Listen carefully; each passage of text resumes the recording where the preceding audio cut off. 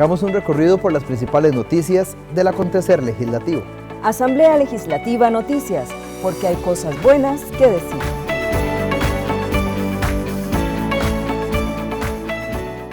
Bienvenidos a Asamblea Legislativa Noticias. Muchísimas gracias por acompañarnos en esta edición. Vamos de inmediato a nuestros titulares. Buscan aclarar procesos de contratación del SINAR. Hacendarios dictamina presupuesto del próximo año con más recursos para seguridad. Caja cuenta con posible diseño para construcción de hospital del adulto mayor, pero no tiene los recursos suficientes para construirlo. La comisión especial que investiga al SINAR busca aclarar con más detalle los procesos de contratación que firmó con empresas de publicidad. Mariana Fernández Sequeira, exdirectora de la asesoría jurídica del SINAR, respondió a las dudas de los diputados de la comisión especial que investiga los procesos de contratación del canal estatal. La exdirectora reconoció que al menos 3 de los contratos que la agencia del SINAR firmó con empresas de publicidad fueron a dedo, es decir, sin mediar ningún concurso o proceso de selección. La diputada liberacionista Andrea Álvarez consultó sobre las razones que la llevaron a renunciar a la institución. Creo que es la metodología de trabajo. ¿De quién? De la forma en cómo se estaba dirigiendo el SINAR en ese momento. Creo que era una metodología diferente de cómo trabajaban los otros presidentes ejecutivos. ¿Con Fernando Sandí? Con don Alan Trigueros. ¿Y con don Alan? Y con don Alan. Los dos principalmente con don Alan era todo tenía que ser ya. Todo. El legislador Diego Vargas, del Liberal Progresista, ahondó en la posible presión del expresidente Alan Trigueros para adjudicar las contrataciones. Usted sí recibió presión, aunque fuera de forma verbal, de alguien, de este señor Alan tal vez no presión, sino sí le mencionó la posibilidad de contratar a alguien, de girar una orden de contratación a esta gente, por ejemplo, a la RC productora de Cristian Bulgarelli. Él sí de forma verbal se lo dijo. Sí, señor. Ok, bueno, entonces eso creo que es importante. Fernández Sequeira señaló al diputado frente amplista Ariel Robles que el ex jerarca Trigueros Vega dio orden verbal para que se contratara a la empresa de publicidad de Cristian Bulgarelli, RMC La Productora. También aseguró ante los diputados que esta fue la única contratación en que recibió una orden de ese tipo por parte del ex jerarca, aunque dijo que sí hubo presiones sobre cuáles medios de comunicación incluir en los contratos de pauta publicitaria, aunque no precisó el nombre de estos. La presidenta de la comisión, la diputada socialcristiana Vanessa Castro, mostró su preocupación por la forma en que se asignaron esos recursos a los medios de comunicación. Si el medio espera el recurso, es absolutamente subjetivo el que se lo vayan a dar, sí o no. Y el tipo de medio, hay algunos medios reconocidos y otros que absolutamente uno no tiene ni la menor idea. Y que verdaderamente me preocupa, y me preocupa por el SINAR, porque evidentemente hay de por medio también de la seriedad de las contrataciones, la seriedad del rating, la seriedad de lo que ofrece. El grupo legislativo aprobó en el marco de esta investigación recibir una serie de funcionarios del SINAR para que expliquen el proceso de dicha pauta publicitaria. La Comisión de Internacionales manifestó dudas con el decreto de tecnología 5G por los requisitos de ciberseguridad. Los diputados de la Comisión de Relaciones Internacionales manifestaron sus dudas sobre el decreto del Poder Ejecutivo número 94-196-MPS-MISID, que definió los requisitos de ciberseguridad para el desarrollo de obras y servicios relacionados con la tecnología 5G. El decreto plantea la obligación de que no se pueden contratar servicios de 5G con empresas de países que no hayan ratificado el Convenio de Budapest sobre seguridad, y con esto se deja por fuera a empresas de China. El legislador Gilberto Campos, del Partido Liberal Progresista, consultó si el decreto podría interpretarse como una barrera tecnológica. Si el decreto podría interpretarse como potenciales barreras a la competencia. Yo quisiera saber cuál es la opinión de ustedes sobre este tema en particular, si el decreto se podría constituir en una barrera técnica a la competencia de los actores involucrados en el mercado de telecomunicaciones proyectado 5G. Tiene el potencial de reducir la competencia. El informe, y tal como está plasmado en nuestro documento, se llega a la conclusión de que sí se crea una posibilidad de reducir la variedad de participantes en el mercado. Si se generan limitaciones para la capacidad de competir, se llega también a la conclusión de que sí, por un tema de elevación de costos, por temas de acreditaciones y por temas también de sustitución de temas de red. La legisladora Melina Hoy preguntó si al no poder utilizar los equipos de los países que no firmaron el convenio de Budapest, se podría dar un atraso en la 5G. Hay experiencias de otros países que han hecho el despliegue de 5G. En Costa Rica, al no poder utilizarse los equipos de las empresas no firmantes del convenio de Budapest, ¿existiría un retraso en 5G o caería directamente también al usuario los costos? De nuevo, por eso es tan importante, digamos, esos estudios en los que estamos y esa misma evaluación que están haciendo los operadores, porque puede ser que sea un modelo de negocio diferente al cartel que se hizo. Entonces nosotros estamos analizando eso. Puede ser un impacto que sea en costos, ¿verdad? Puede ser un tema también de tiempos, porque se requiere hacer cambios en sus redes, señalar que las redes de los 3 operadores móviles son diferentes y cada uno tiene su propia realidad. Pablo Cibaja, de Nueva República, consultó que si las recomendaciones técnicas enviadas por SUTEL se tomaron en cuenta. De esas recomendaciones técnicas que ustedes le hacen al reglamento, ya cuando se publica o ya cuando se hace más público, ¿fueron considerados los criterios técnicos que ustedes hacen? ¿Consideran ustedes que fueron acatados las recomendaciones que ustedes les plantean? Nosotros vamos a hacer ese proceso de revisión puntual y detallado, porque como les decía, recibimos un informe con el análisis de nuestras observaciones, pero una vez publicado, entonces pues, ¿verdad? Uno lo que se concentra es en el documento y no tanto en hacer ese cotejo de las observaciones. Por su parte, Sofía Guillén, de Frente Amplio, consultó sobre un oficio que habla de criterios de índole político. En el oficio de la SUTEL 06900, SUTEL CS 2023 del 17 de agosto del 2023, página 10, ustedes indican, cito, se observa referencia de temas de índole político, presiones de gobiernos y demográficos, sin que estos elementos puedan ser considerados parámetros técnicos objetivos relacionados con el alto riesgo en materia de ciberseguridad, y sin que exista precisión respecto a dichas consideraciones políticas que determinan los riesgos esbozados. ¿Podría, por favor, profundizar a qué se refieren con esa afirmación? ¿Cuáles son las presiones políticas o de índole político que ustedes identificaron en ese reglamento? Bueno, nosotros lo que señalamos más bien era la preocupación desde la responsabilidad que se le estaba asignando a SUTEL de hacer esa valoración de esos riesgos políticos. Porque hay que recordar que el tema de privacidad y el tema de confidencialidad y todo este tema de seguridad se desprende del artículo 42 de la Ley General de Telecomunicaciones. El legislador Óscar Izquierdo, de Liberación Nacional, señaló que el Acuerdo de Budapest no tiene nada que ver con el decreto sobre 5G. A mí me parece que el decreto como tal, pues hoy aquí ha quedado en evidencia una serie de falencias sobre ese decreto, que ustedes han expresado con mucha claridad. Me parece que la primera falencia es que el Ministerio, el MISID, debería de haber hecho una consulta más amplia a distintos sectores, especialmente a los sectores que tienen más conocimiento como ustedes mismos, como la SUTEL. Me parece que aquí queda en evidencia que faltó, a la hora de formular ese decreto, faltó realizar las consultas debidas, y creo que aquí los diputados han señalado claramente de la necesidad de ampliar estas consultas. Los diputados además recibieron en audiencia a la vicecanciller de Kosovo, Lisa Hashis, y acordaron crear un grupo de amistad entre la República de Costa Rica y la República de Kosovo. La Comisión de Asuntos Hacendarios dictaminó el presupuesto del próximo año con más recursos para atender la problemática de criminalidad. Tras concluir el análisis de las 67 mociones de fondo, los diputados dictaminaron positivamente el expediente 23.912, Ley de Presupuesto Ordinario y Extraordinario de la República para el ejercicio económico del año 2024, en la que aprobaron dar 21.000 millones de colones para combatir la crisis de inseguridad.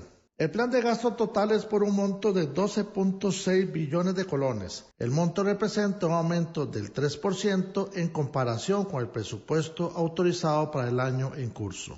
Dentro de los rubros más importantes asignados en el proyecto contienen 21.000 millones de colones para los diferentes cuerpos policiales y Poder Judicial que permitan combatir la criminalidad en el país. La Comisión de Hacendario le destinó 8.000 millones al Ministerio de Seguridad Pública para crear 300 plazas de agente 1 y financiar varias subpartidas como viáticos, combustibles, textiles y vestuario, así como equipos de transporte. También aprobó 6.000 millones de colones para el Poder Judicial para la creación de puestos de jueces, fiscales y defensores, así como financiar equipo de transporte en el organismo de investigación judicial.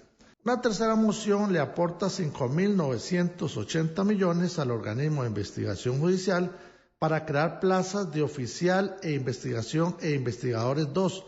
En la sesión de esta noche se le asignaron 1.000 millones más al OIJ para la creación de puestos. Asimismo, se incluyen más de 30.000 millones de colones para infraestructura educativa y becas para estudiantes de escasos recursos económicos. Dentro de ellos están 4.000 millones que serán utilizados en infraestructura y equipamiento del sistema educativo. También se aprobó dar 2.000 millones a Limas para financiar el programa Avancemos, 3.500 millones de colones para DINADECO como transferencia corriente a las asociaciones de desarrollo y 9.500 millones para la atención de infraestructura vial del MOP como transferencia de capital a las municipalidades. Otro de los montos que serán asignados para el próximo año son 6.000 millones al CONAVI para mantenimiento de vías de comunicación. Finalmente, los legisladores aprobaron 5.000 millones de colones para la adquisición de terrenos de la nueva carretera a San Carlos.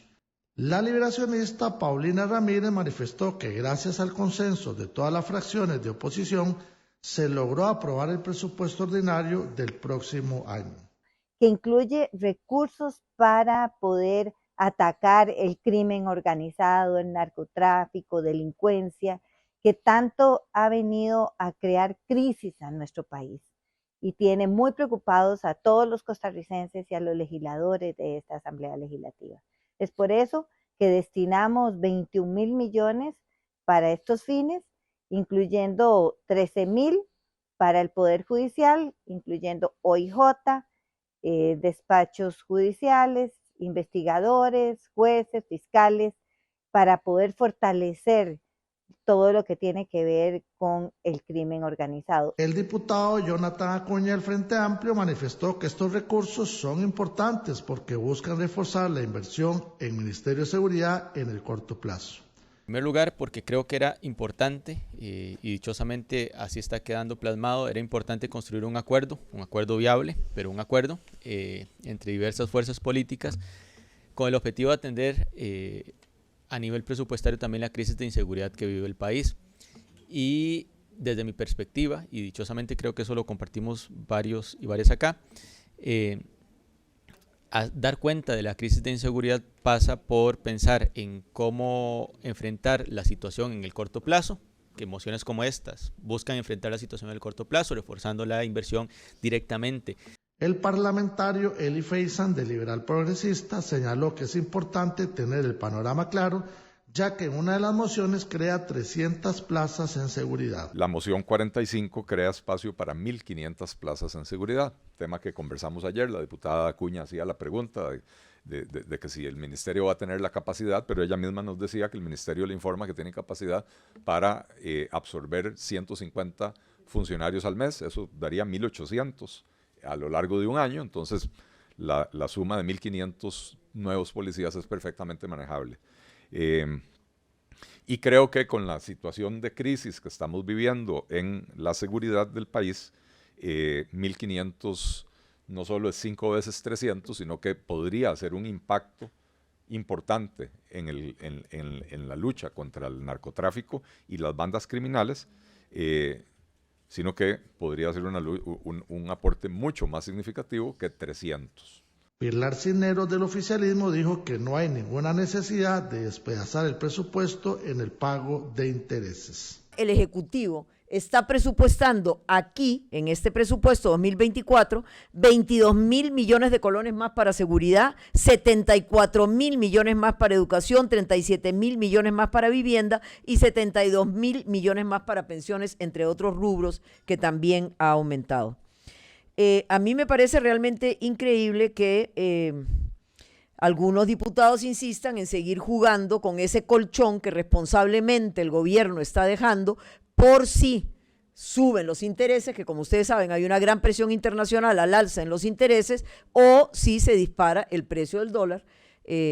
Nadie tiene una bolita de cristal para ver si va a volver a los niveles de antes o no, y entonces responsablemente se está estableciendo ese colchón. El proyecto pasará a estudio al plenario legislativo y deberá estar aprobado antes que finalice el mes de noviembre. La presidenta de la Caja Costarricense del Seguro Social, Marta Eugenia Esquivel, dijo en la Comisión de Discapacidad que cuenta con un posible diseño para la construcción del nuevo hospital para el adulto mayor. La presidenta de la Caja Costarricense del Seguro Social, Marta Eugenia Esquivel, explicó ante la Comisión de Discapacidad y Adulto Mayor que cuentan con un posible diseño de la construcción de un hospital para adultos mayores en las instalaciones del actual geriátrico, pero no cuentan con el dinero para ejecutarlo. El proyecto tendría 2 fases. La primera, el servicio de emergencias, hospitalización, farmacia, laboratorio clínico, entre otros. La segunda, servicios ambulatorios, consulta externa, ropería, hospital de día, entre otros. Porque no solo se trata de un edificio, se trata de las personas que atienden a esas poblaciones. Y yo estaba viendo que el 68% del porcentaje que está en la zona central, que son 364,000 personas más o menos, van a ese hospital geriátrico. A veces se nos olvida que no es solo la construcción de un hospital, es el costo operativo que muchas veces impacta con mucha mayor fuerza las finanzas del seguro de salud. Entonces, en resumen, todos los proyectos tienen relevancia, si no ni siquiera estarían en el portafolio de inversión. Lo que pasa es que han llevado a cabo un análisis interno donde tanto la gerencia médica, la dirección de planificación, todas las gerencias participan, y en este momento, doña Susan les explicó en la exposición, el proyecto de este hospital está en los proyectos que aún no están maduros, que falta todavía algunos elementos por cumplir, y yo sí quería comentarles que incluso no es que no hayamos pensado en este tema, porque existe la posibilidad, y lo digo como posibilidad porque todavía no lo hemos madurado, de que si se avanza con el proyecto de ciudad-gobierno, el Ministerio de Salud le pueda dar en pago de deuda, el Estado le dé en pago de deuda a la Caja los terrenos del Ministerio de Salud, y eso podría ayudarnos muchísimo en un futuro proyecto para avanzar por lo menos en la ubicación de un terreno que además podría ser, no hemos hecho los estudios, pero podría ser uno de los elementos fundamentales para ahorrarnos costo en el proyecto, pero además por la ubicación específica donde está. Para la construcción del hospital geriátrico hay un 100% del proyecto en la etapa 1 y un 80% de la etapa 2, pero no cuentan con el financiamiento para el diseño final ni la construcción. Realmente hemos considerado que pues hace 15 años ya el hospital quedó rebasado totalmente.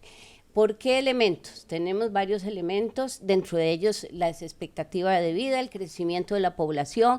Este es el último censo e inclusive, según el Observatorio de la Universidad de Costa Rica, tenemos 700,000 adultos mayores en este año, o sea, para este año, y va en crecimiento. Entonces, tenemos una población que es urgente y el crecimiento de la población de Costa Rica, o sea, Costa Rica se está envejeciendo. Ahí vemos las proyecciones.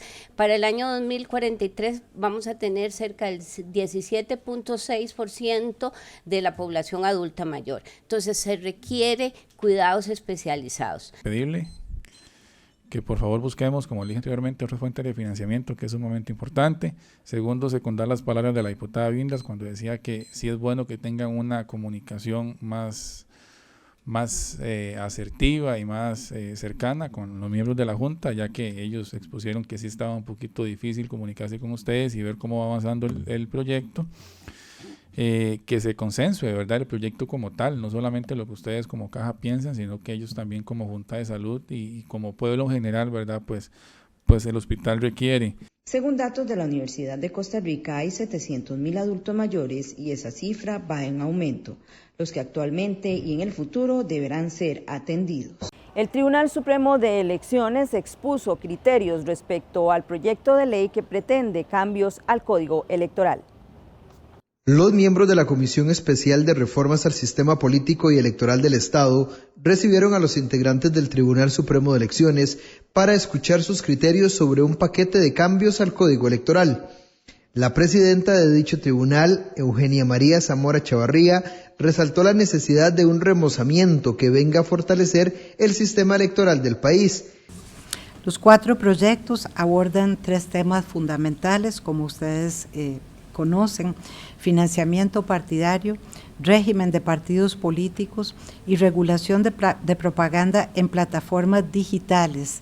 Debo agregar que en periodo de campaña electoral en general, Costa Rica debe tener un sistema de financiamiento partidario más austero, más transparente, pero también más equitativo y más oportuno.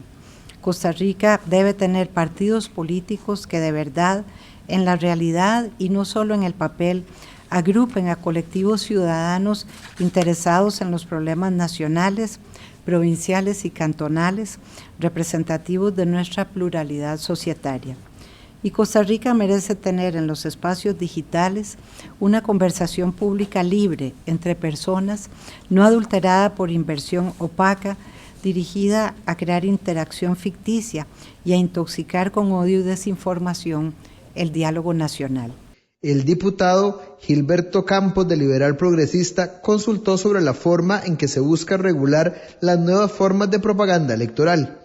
Que el tribunal estaría aplicando, digamos, estas reglas en los periodos, como decía la magistrada Manix Arnold, en los periodos de la veda electoral, es decir, en la tregua navideña y la tregua de los días antes del día de la elección, salvo que se trate de propaganda que incite, que viole el artículo 13 de la Convención Americana, es decir, apología al odio o incitar, digamos, a apología a la guerra, apología al odio, incitar al odio por razones religiosas, raciales, de sexo, etcétera, etcétera, como lo establece la Convención. Por su parte, la diputada liberacionista Andrea Álvarez pidió más información sobre la visión del tribunal en el tema de financiamiento indirecto. Este financiamiento indirecto es específicamente para el pago de pauta, para dar a conocer a los candidatos y los programas oficialmente, digamos, registrados. A eso se limita esta parte de la propuesta. Ahora, los porcentajes tenemos para lo que son elecciones nacionales, no sujetas, digamos, a reembolso, un 40% para los partidos políticos nacionales, que tendrían un 15% adicional en caso de que hayan participado con candidaturas completas en los 2 procesos anteriores. Un 20% para los partidos provinciales, que tendrían además un 5% si se da esta misma circunstancia. Ahí es donde se dice que no es igualitaria, digamos que es equitativa, y se le da pues un reconocimiento adicional a los partidos que han venido participando.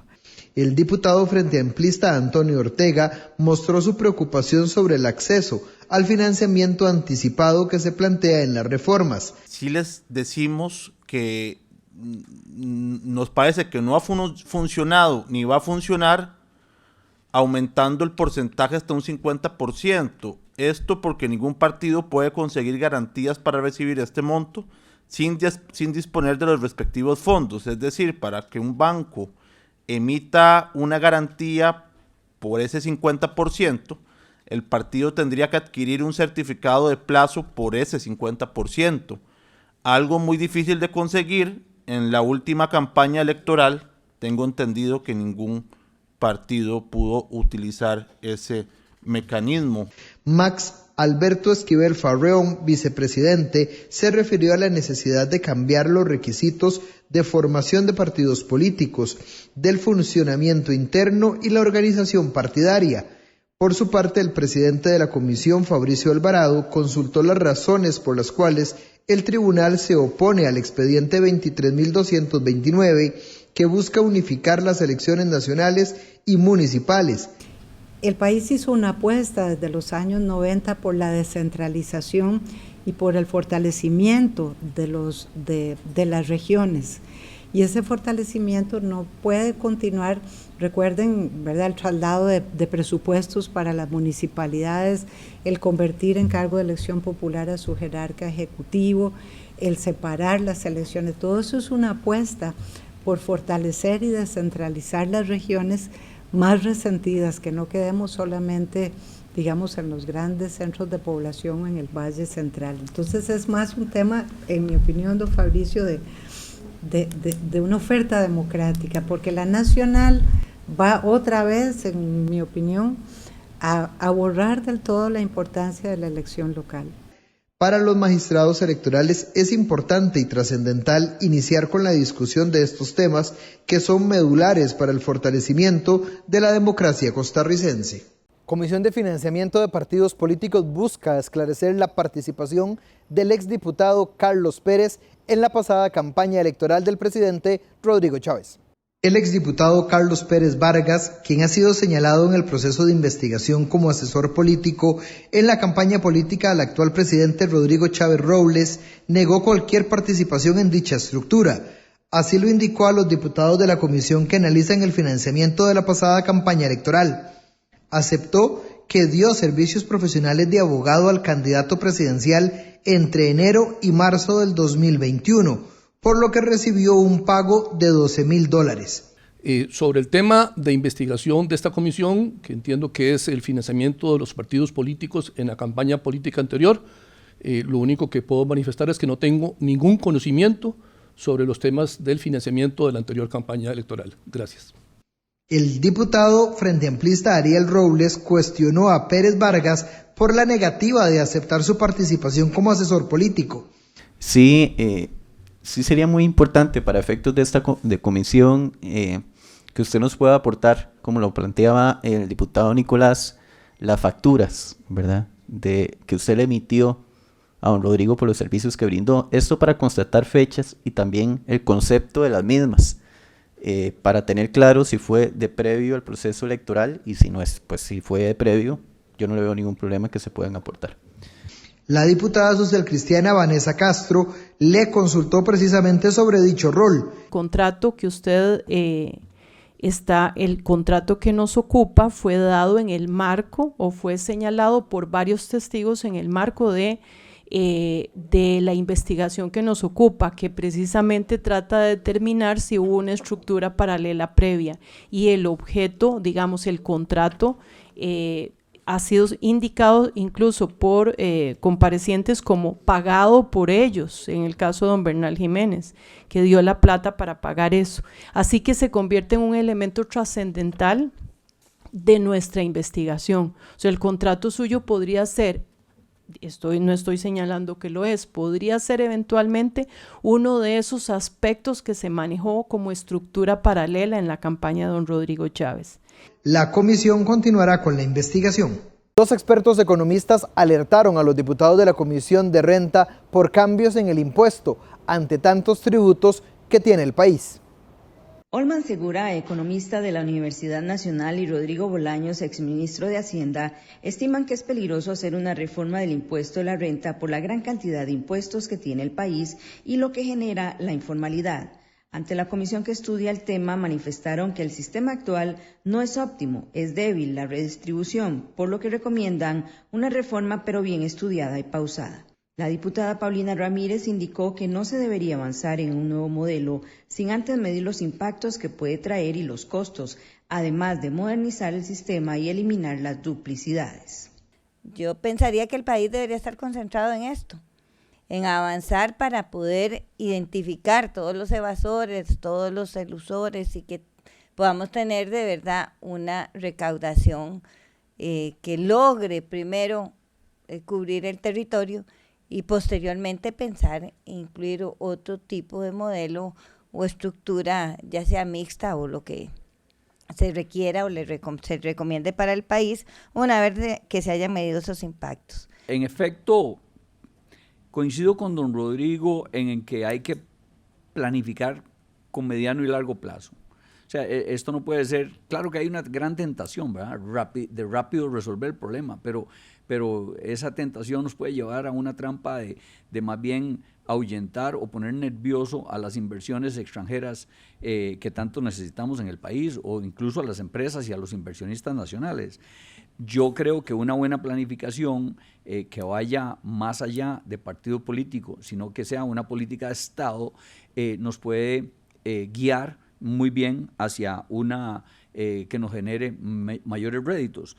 Yo creo que también, y lo dije bien, creo que con suficiente énfasis, que hay que parar, frenar la evasión y la elusión, y eso solo se puede hacer con una administración tributaria eficiente. La parlamentaria Pilar Cisneros profundizó sobre si es necesario reformar el impuesto de la renta sobre el pago de la extraterritorialidad. ¿Usted está de acuerdo, don Olman, con que las empresas nacionales que generan su capital aquí y que luego invierten ese capital en el exterior no paguen nada, no paguen renta? No, como lo expliqué, yo creo que es importante considerar la posibilidad de cobrar impuestos, pero no puede ser simplemente haciendo poniendo, digamos, la tasa inmediatamente, sino ver los impactos que eso causa. Hay que evaluar los costos, como decía don Rodrigo, los costos de competitividad y de atracción o de no de las empresas. Pero me parece que sí, deberían pagar todos. Ambos economistas coincidieron en afirmar que esperan que la Comisión genere una reforma del impuesto de la renta con una buena evaluación de costos y oportunidades. Banqueros consideran que no procedía entrega de datos de los costarricenses. Mario Gómez, de la Asociación Bancaria Costarricense, aseguró que informaciones sobre datos de operaciones de crédito o inversiones de los costarricenses solo debe ser utilizada si hay un consentimiento informado o una ley. Así lo señaló ante los miembros de la comisión que investiga la petición que hizo el Banco Central a la SUGEF para tener acceso a esos datos. Lo que ha ocurrido aquí es que los bancos han quedado en medio de una discusión de dos órganos del Banco Central. Los dos son órganos del Banco Central, la Superintendencia General de Entidades Financieras y la Gerencia del Banco Central, que tienen posiciones encontradas o han tenido posiciones encontradas. Ante una situación de ese tipo, y siendo que los bancos requieren seguridad jurídica, hicimos el planteamiento ante la Sala Constitucional y ante la PRODAP para efectos de que se aclare el alcance de las leyes que están en discusión y se le dé seguridad jurídica a los bancos, a los costarricenses, y se proteja la constitución política. Por su parte, el abogado Fabián Bolio concluyó que no existe legislación para la entrega de datos individuales y que la política monetaria no requiere de dicha información.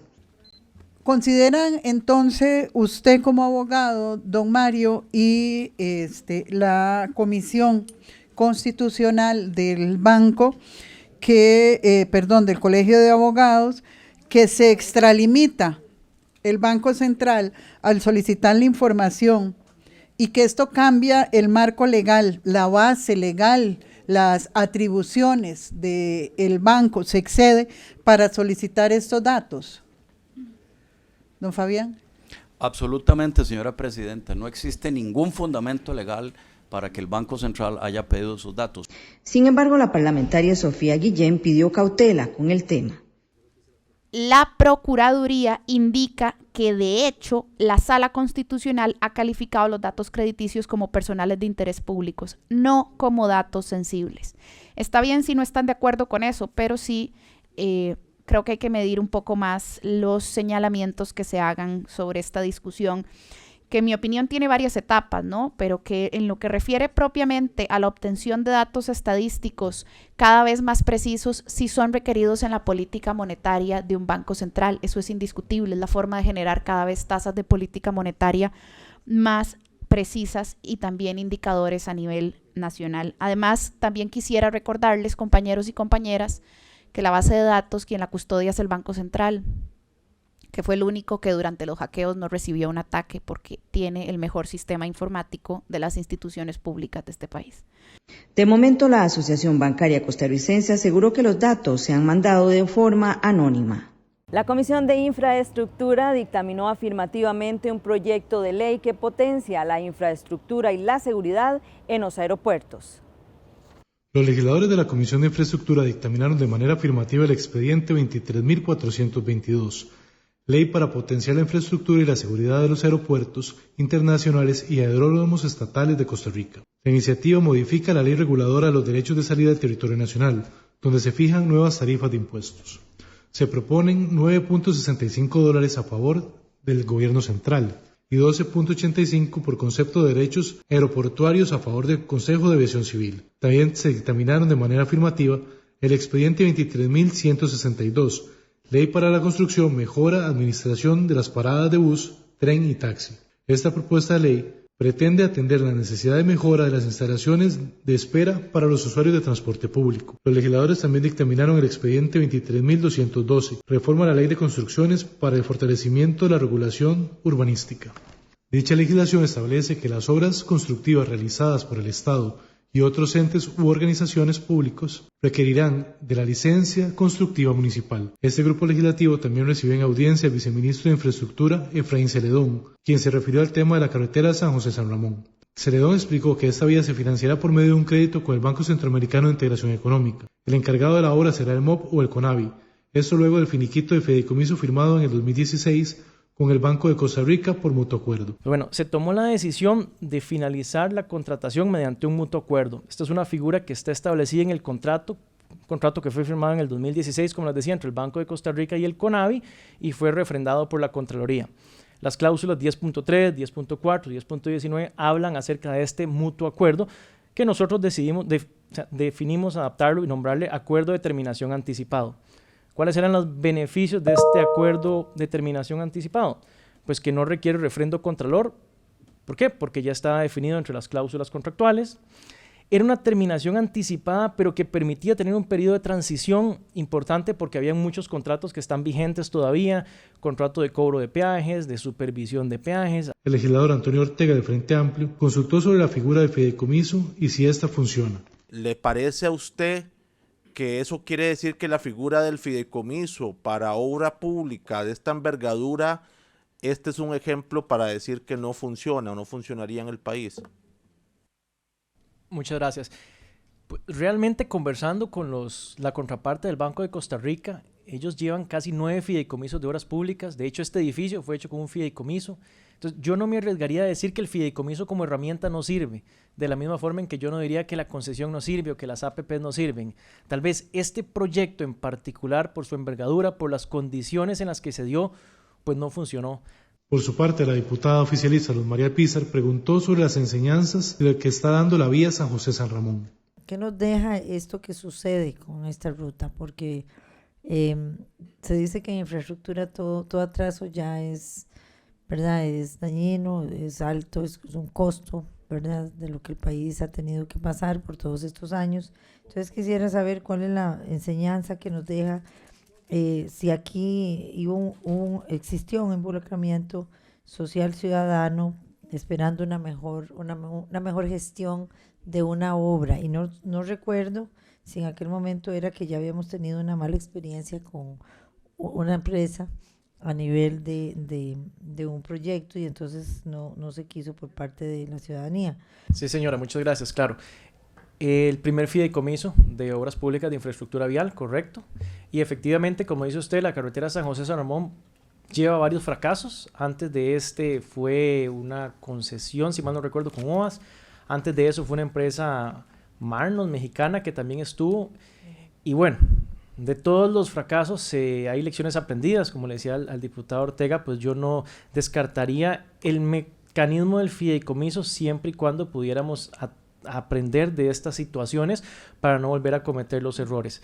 Sonia Rojas, de Liberación Nacional, evidenció el problema que se presentó el fin de semana en la carretera Barranca-Limonal, donde el río Naranjo se salió e inundó la carretera, dejando varios vehículos atrapados. Sobre este tema, Celedón comentó que se está tramitando un crédito por $400 millones con el CONAVI, de los cuales 217 irán para esta carretera. Hasta aquí esta edición de Asamblea Legislativa Noticias. Los esperamos en nuestra próxima edición. Hasta entonces.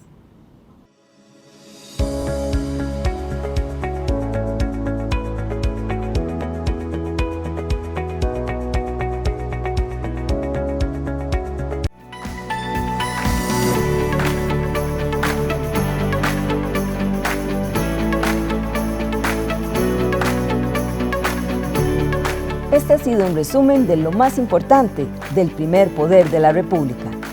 Asamblea Legislativa Noticias, porque hay cosas buenas que decir.